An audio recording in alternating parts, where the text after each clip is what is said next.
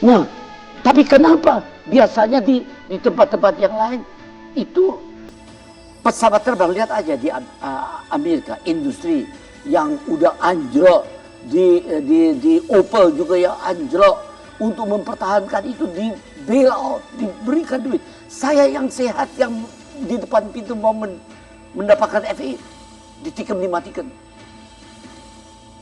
Model mana itu?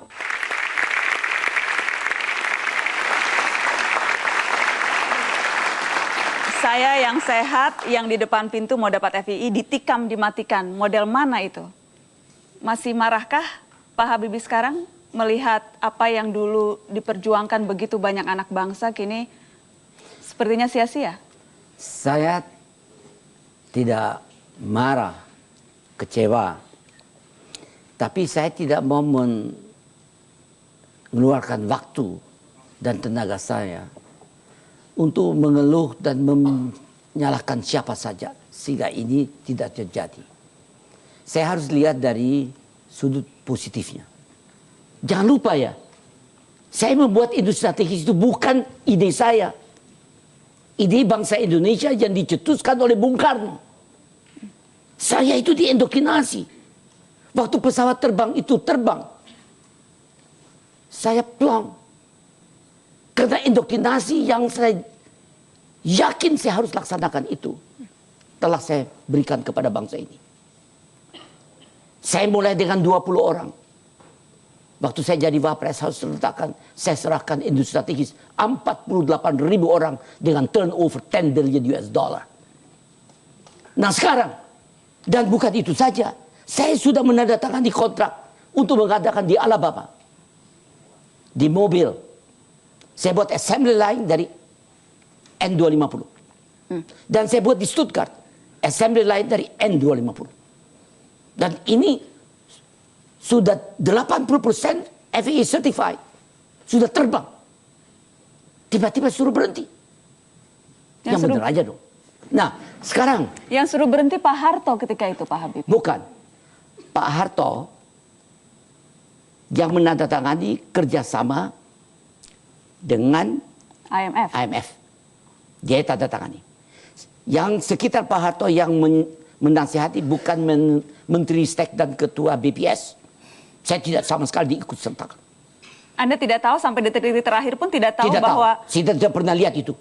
Tidak diikut sertakan. Saya hanya dapat surprise.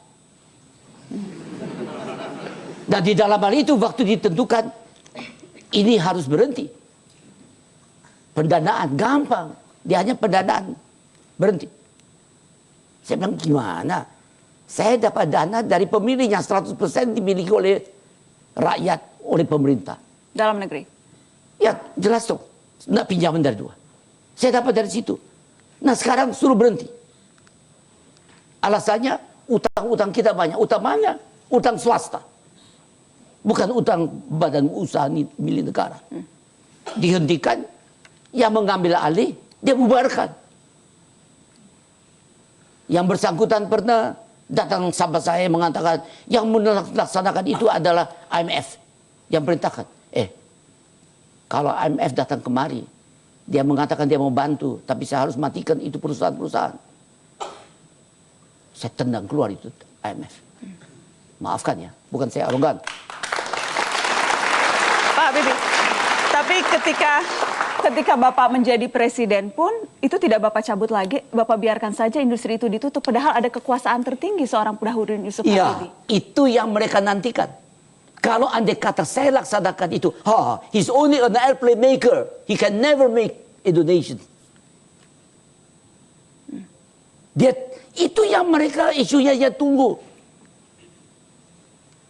Saya akan menghadapi inflasi tinggi, suku bunga tinggi, nilai rupiah anjlok hanya 20% dari nilainya. Yang tadi hanya sudah melampaui 16.000 mau ke 20.000. Negara tetangga, saya sebut aja namanya Lee Kuan Yew. Dia mengatakan apa? Kalau Habib pakai, wah akan melampaui 20.000.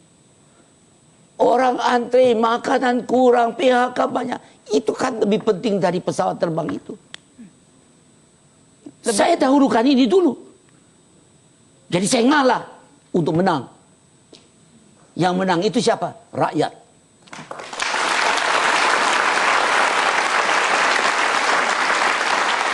Anda mengalah pada cita-cita besar dan juga visi besar. Padahal begitu banyak waktu yang Anda curahkan untuk cita-cita besar ini, Pak Habibie. Waktu yang seharusnya bisa untuk anak-anak, Mas Ilham, juga untuk Ibu Ainun. Tapi Anda rela menghabiskan begitu banyak waktu yang akhirnya kemudian menjadi sia-sia.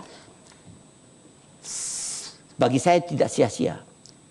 Karena pesawat terbang itu tanggal 10 Agustus tahun 95.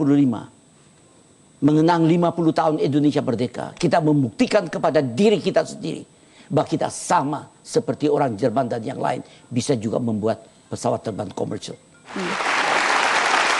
Saya ingin menguji kejeniusan seorang Habibie. Dulu. Oke. Ketika bahaya melihat